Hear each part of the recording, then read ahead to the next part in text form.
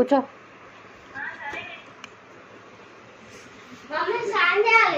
ఏంటి చిన్నది? ఏంటి? దోశ. బాగుందా? తిను. చూడు, చూడు. అమ్మాయి భిన్నాన ఇంత దోశ కాదు. తిను. భిన్నాన ఇంత దోశ.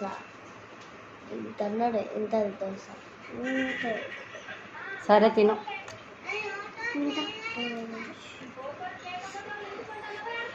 చిన్న తీసుకో. ఇది చిన్న చిన్న